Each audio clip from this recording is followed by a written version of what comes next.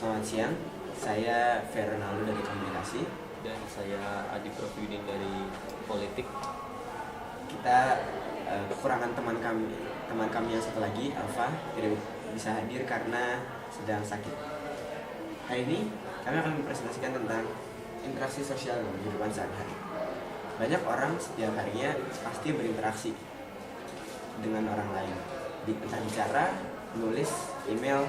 Kalau lagi zaman modern, sekarang chatting-chattingan. Sebenarnya ada apa aja sih selama kita berinteraksi sosial? Ada aspek-aspek apa aja? Kita akan lihat. Yang pertama saya akan menjelaskan terlebih dahulu. Yang pertama ada status. Dalam buku Masionis yang pada tahun 2008, status is social position that person hold, yang artinya status adalah peran yang diambil, posisi sosial yang diambil dalam masyarakat. Kemudian status sebuah posisi yang dimiliki oleh satu orang dalam satu waktu. Kemudian jenis-jenis status itu sendiri ada ascribed status, dan yang kedua ada achieved status. Ascribed status yaitu status yang diperoleh secara turun-temurun atau dari awal turun ke keturunan-keturunannya. Kemudian ada achieved status yang diperoleh dengan usaha dan kerja keras. Misalnya kita memperoleh status sebagai sarjana, memperoleh status sebagai pegawai atau pejabat tinggi, itu adalah hasil usaha dan kerja keras kita dalam mencapai status tersebut. Kemudian ada master status. Kita ketahui status itu sendiri adalah posisi sosial. Nah, master status itu adalah posisi sosial yang dianggap penting di dalam masyarakat. Yang kemudian adalah role atau peran. Dalam status itu kita memiliki peran-peran, yaitu perilaku yang diharapkan dari seseorang dari status yang dimilikinya. Jadi peran bisa dibilang tindakan atau tugas-tugas kita sebagai tanggung jawab kita dalam status kepemilikan kita. Kemudian konsep sejumlah peran yang melekat pada satu status seseorang.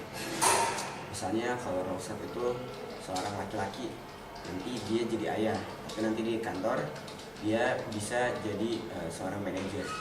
Nanti di dapur dia bukan sebagai yang masak, tapi sebagai yang piring karena yang masak istrinya.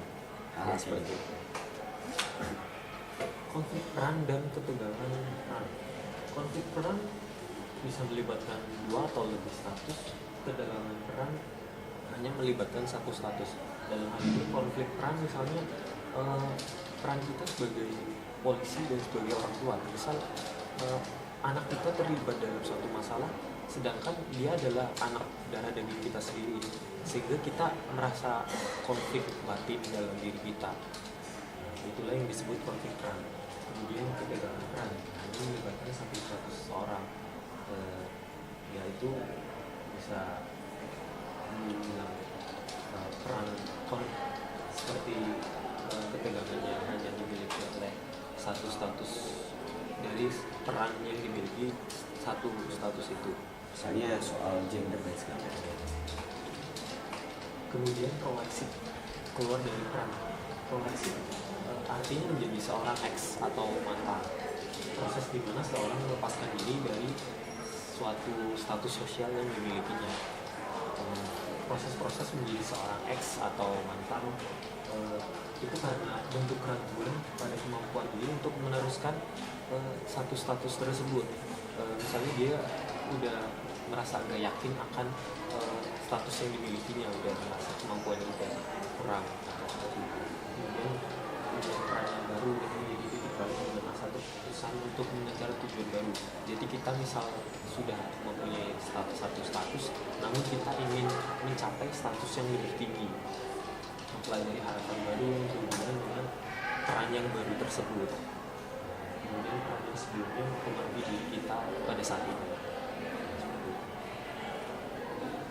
Hubungan status dan peran, seperti yang kita tahu, status dan peran itu sangat erat hubungannya seperti yang tadi saya bilang, status itu ada posisi sosial kita, sedangkan peran itu tugas dari status yang atau perilaku dari status yang kita miliki. Status bisa didefinisikan sebagai siapa kita di masyarakat, sedangkan peran bisa didefinisikan apa yang kita lakukan dari status tersebut. Ini kayak di sini Seperti dapat dilihat contoh pada gambar ini, misal seorang mempunyai status sebagai profesor, sebagai ibu, sebagai peneliti, sebagai istri, itu mempunyai peran-peran tersendiri yang masing-masing ini ada satu keterkaitan. Misalnya status profesor, dia juga mengajar, selain juga memiliki teman-teman yang sesama profesor. Peran sebagai ibu tentu merawat anak, peran sebagai istri tentu merawat suami, mengurus rumah tangga, dan sebagainya. Itu dia sebagai pekerja lapangan sekaligus juga sebagai penulis jurnal seperti itu. Jadi ada statusnya, ada roles. Realita konstruksi sosial, proses di mana seseorang secara umum membentuk realita melalui interaksi sosial.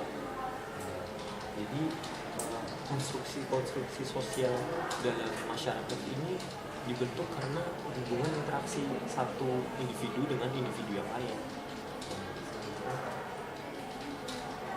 Teori ini mengatakan bahwa pada realitanya, pada faktanya, orang membangun interaksi mereka dengan orang lain dan memiliki konsekuensi nyata untuk masa depannya. Jadi seseorang berhubungan dengan orang lain itu memiliki konsekuensi atau akibat yang berakibat pada peran dia pada masa yang akan datang.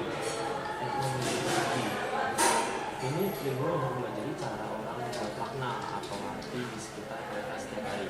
Jadi seseorang dalam hubungan itu membentuk makna-makna interaksionisme simbolik, makna-makna untuk membentuk dengan individu-individu lain, sehingga makna-makna tersebut bisa bersatu dan membentuk satu komunitas. Ya, kayak misalnya nada bicara, terus gerakan tangan, ya, makna-makna yang bisa diartikan selama interaksi. Bangun realita kelas dan budaya. Jadi sebagaimana di sosial ada kelas, ada budaya. Jadi ini kita mempelajari gimana kita bertindak, apa yang kita lihat di sekitar, dan basisnya itu ketertarikan. Jadi pokoknya apa yang kita suka, jadi kita bangun realitanya lewat situ, ketertarikan. Terus latar belakang sosial juga mempengaruhi apa yang kita lihat. Misalnya kita waktu kecil anaknya susah, misalnya orang yang miskin dan gimana, kita akhirnya melihat segala sesuatu jadi susah. Atau kita misalnya waktu kecil manja dan segala macam. Makanya latar belakang sosial itu selalu mempengaruhi apa yang kita lihat. Dan kemudian manusia membangun realitas dari kebiasaan yang ada di sekitarnya dia. Customarily semua orang punya kebiasaan masing-masing, pasti nanti jadi, dan itu semua juga punya latar belakang yang sama. Nah, ini analisa dramaturgi Goffman. Kalau anak-anak IPS biasanya udah pernah dengar. Jadi dramaturgi ini maksudnya apa? Dia adalah presentation of self-impression management. Jadi usaha orang untuk bikin kesan khusus di dalam pikiran orang. Misalnya saya bicara ke Adib, terus saya jaim. Jadi saya pokoknya selama bicara saya mau kelihatan pinter. Jadi saya misalnya keluarin data, misalnya ngomongin pilpres, masuk keluarin data dan segala macam. So itu peran pertunjukan. Jadi manusia itu sebenarnya ada di atas panggung, lagi main drama, makanya namanya dramaturgi. Pakai properti, misalnya baju. Jadi baju yang kamu pakai itu melambangkan gimana kamu sebagai seorang ini pemain drama di kehidupan sosial. Jadi fashion, terus aksesoris dan segala macam itu berpengaruh. Ini komunikasi non verbal. Dalam interaksi sosial nggak semua verbal, lisan, tulis dan segala macam. Ada juga yang kayak bahasa tubuh, ekspresi wajah, sikap, tipu daya, senyuman dan sentuhan. Biasa yang paling sensitif selain bahasa tubuh dan ekspresi wajah, sentuhan adalah hal yang antara paling bisa dibilang paling intim atau malah jadi ganggu kalau misalnya nggak dekat. Misalnya mau nyolek, kalau misalnya nggak terlalu kenal jadi nggak enak, atau nggak mau ngelus dan segala macam. Pokoknya yang berupa sentuhan, kecuali sentuhan di hati beda lagi. Oke, ini gender dalam penampilan. Interaksi sosial, pasti ada cewek, ada cowok, ada transgender dan segala macam yang lain-lain. Ini menandakan penampilan. Cewek pakai rok, terus cewek biasanya rambutnya panjang. Kalau rambut pendek biasanya tetap ada aura-aura ceweknya. Misalnya dia pakai kemeja untuk cewek, kancing cewek, arahnya beda dan segala macam. Terus sikap pembawaan diri. Ada orang-orang yang kayak ketua BEM kita, Bara Lintang, yang pembawaannya tuh gagah dan segala macam. Orang lihatnya senang. Ada yang pembawaannya kalau orang udah lihat dia, ih males banget nih anak. Terus habis itu, use of space ini adalah salah satu yang paling penting. Jadi kalau misalnya orang lagi mau menekankan sesuatu, pakai jaraknya tuh dipakai. Misalnya emang nggak suka, jadi agak mundur dan segala macam. Terus habis itu staring, smell sama touching, kontak mata, kontak sentuhan, maksudnya kontak fisik sama senyuman. Keidealan ini adalah sesuatu yang kita pikir kita ingin lakukan segitunya lah, seidealnya. Jadi kita bangun penampilan untuk menyempurnakan daya tarik diri sendiri. Semalu itu terjadi waktu lagi nggak nyaman, waktu lagi nggak pede, waktu lagi penampilannya nggak sesempurna yang kita inginkan. Pokoknya penampilannya kita tahu kita lagi nggak ideal. Dan Goffman itu mendeskripsikan rasa malu sebagai kehilangan muka. Kayak kalau orang-orang suka nanya, kalau lagi malu, aduh nanti muka gue mau taruh di mana? Gitu. Terus ada sopan santun, dan sopan santun ini membantu seorang menyelamatkan mukanya. Jadi udah tahu sekarang mukanya mau ditaruh di mana. Emosi, konstruksi sosial dan perasaan. Jadi ada sisi biologis emosi, ada sisi budayanya, dan ada emotions on the job. Nah, ini adalah sikap emosional ini berasal dari dalam diri. Kalau budaya itu apa yang memicu dari luar diri. Jadi emosi segala gejolak, misalnya ada, kalau misalnya sisi biologis emosi yang contoh paling gampang adalah PMS. Saya sih belum pernah ngerasain, tapi cewek-cewek yang PMS berdasarkan fakta-fakta yang ditaruh di pad dan di sosial media yang lainnya, itu bikin mereka jadi cepat nangis atau enggak mood swingnya cepat berubah dan segala macam, jadi rese.